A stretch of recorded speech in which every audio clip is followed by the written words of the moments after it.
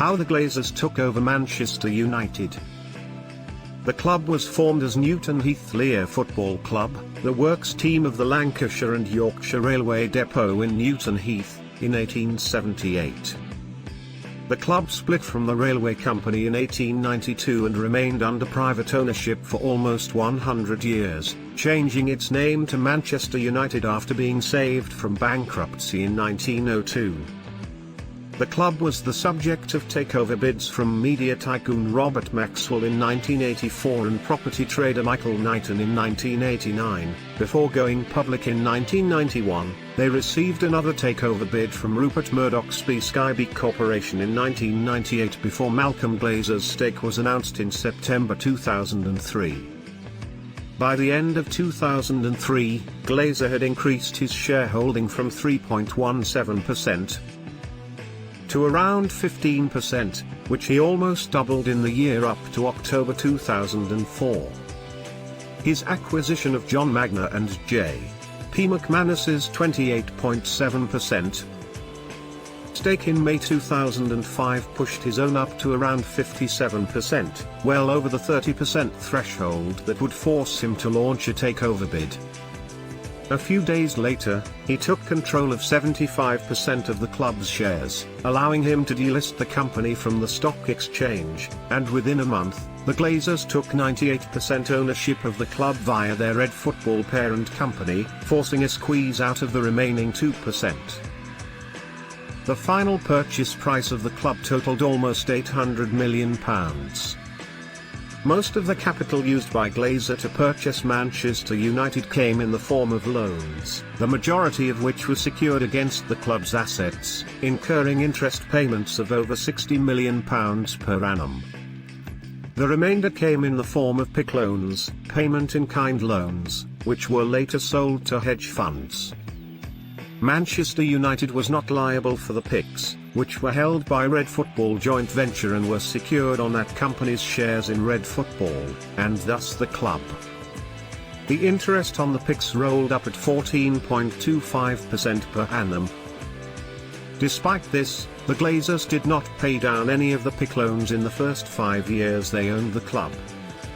In January 2010, the club carried out a successful £500 million bond issue, and by March 2010, the PIKs stood at around £207 million. The PIKs were eventually paid off in November 2010 by unspecified means. In August 2012, as part of the further refinancing, the Glazers sold a number of shares in Manchester United in an initial public offering, IPO, on the New York Stock Exchange, NYSE. Some Manchester United fans opposed Glazer's takeover of the club, particularly once they realized the level of debt that the club would have to take on after having been debt-free for so many years. Disgruntled fans launched the Football Club FC United of Manchester in 2005, which entered the North West Counties Football League and played in the 6th tier National League North from 2015 to 2019. Since 2005, the Manchester United Supporters Trust has been working on a way of returning ownership of the club to supporters. In 2010, they met with a group of wealthy Manchester United fans, dubbed the Red Knights, to discuss a £1 billion takeover bid. However, the bid fell through when the Red Knights refused to meet the Glazers' valuation of the club. Acquisition of shares and gaining control.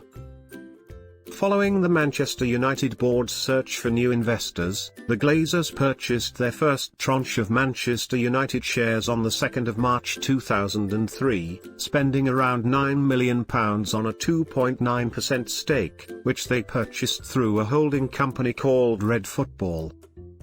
On the 26th of September 2003, it was reported that they had increased their share to 3.17%, taking their shareholding above the 3% threshold that required them to inform the club's management. There had already been considerable speculation about the possibility of a takeover of the club, either by the Glazers or by one of several other interested parties. By the 20th of October, they had increased their shareholdings to 8.93%, and on the 29th of November, it was reported that they owned around 15% of the club and had met David Gill, its chief executive, to discuss their intentions. On the 12th of February 2004, the Glazers increased their stake in the club to 6.31%, and the following day's Financial Times reported that they had instructed Commerzbank to explore a takeover bid. The club's share price increased by 5% that day, valuing the club at a total of £741 million. The Glazers increased their shareholding to over 19% the following June, although they were still not the largest shareholders. Their shareholding continued to increase, nearing 30% by October 2004. Upon reaching 30%, they would have to launch a formal takeover bid. In February 2005, over 400 Manchester United fans held a protest at Old Trafford against a potential Glazer takeover. On the 12th of May 2005, Red Football announced that it had reached an agreement with shareholders JP McManus and John Magner to purchase Cubic Expression's 28.7% stake in the club, which gave the Glazers a controlling stake with just under 57% of the club's shares. They then managed to secure a stake of the third largest stakeholder, Scottish mining entrepreneur Harry Dobson, taking their share total to 62% of the club. By the 13th of May, the Glazers had bought a further 12.8% stake, taking their ownership to 74.81%, just shy of the 75% threshold that would allow them to end the club's public limited company (PLC) status and delisted from the London Stock Exchange. On the 16th of May, the Glazers took their shareholding in Manchester United to 75.7%, and a month later, on the 22nd of June, they removed the club's shares from the stock exchange for the first time in 14 years.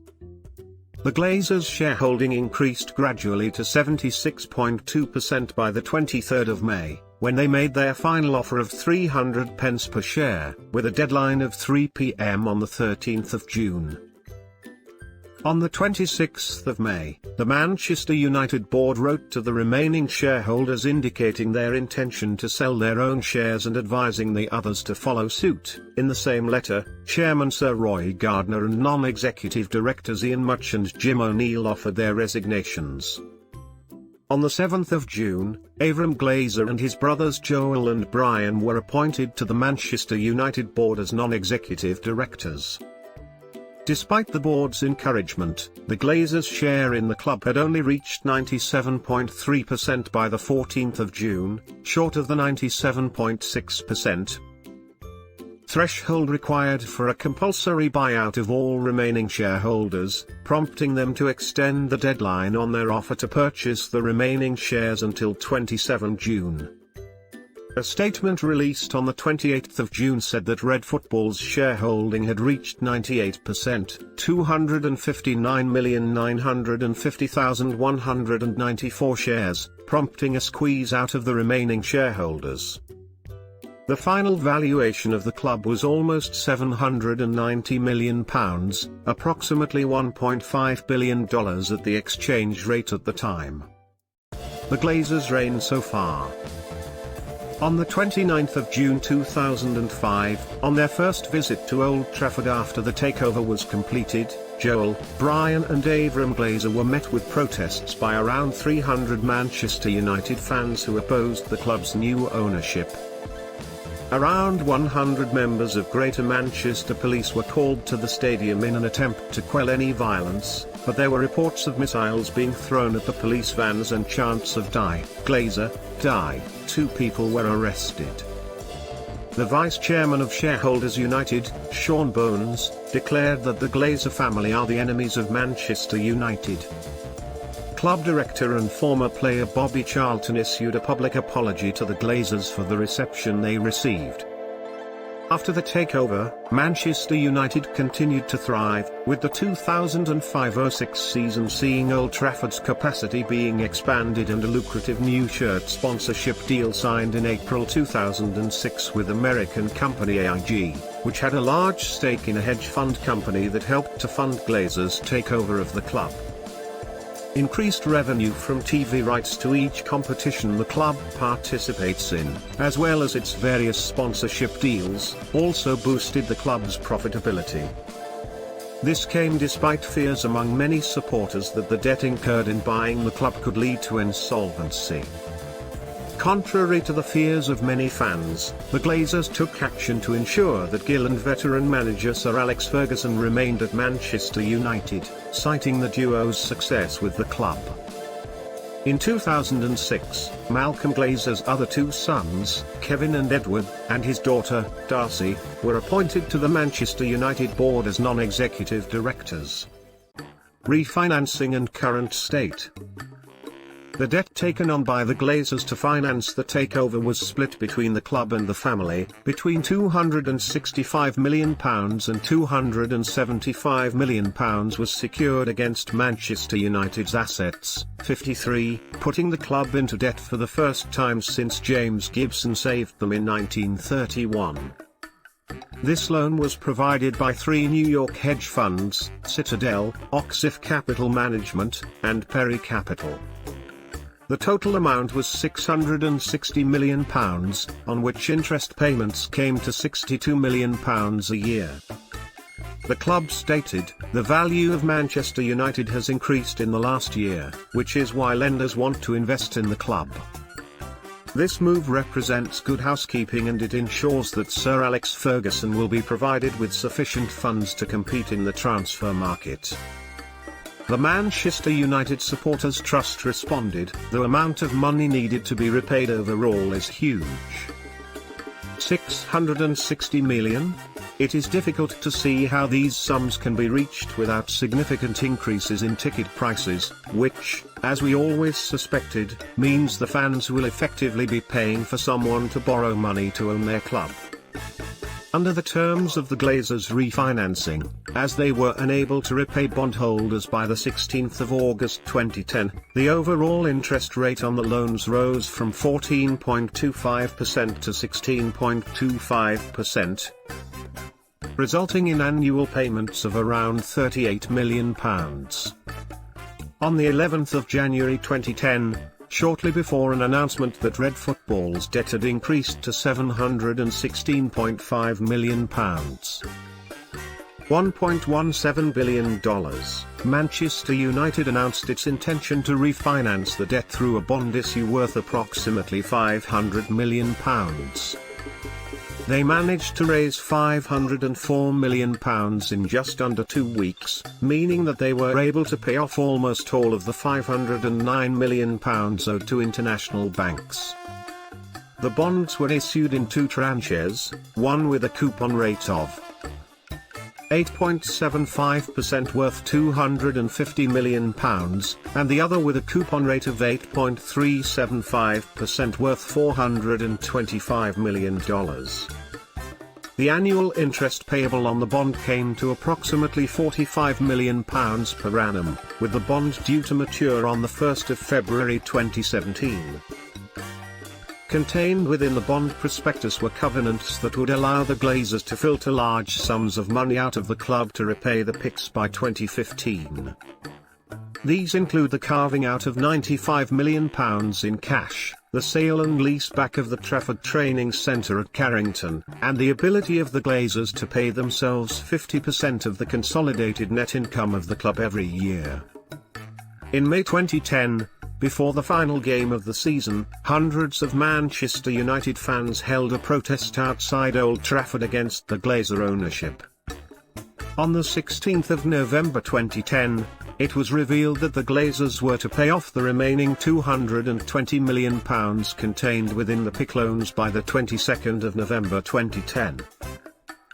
The loans were by then accruing interest at a rate of 16.25%, as the club's overall debt had exceeded its earnings before interest, taxes, depreciation, and amortization, EBITDA, by more than 5 times.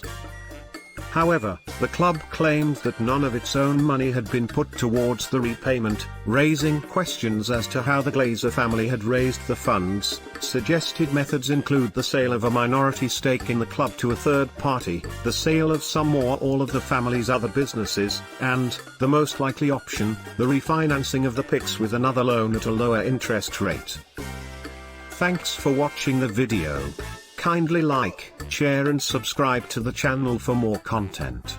Be sure to hit the notification bell for updates. Thank you.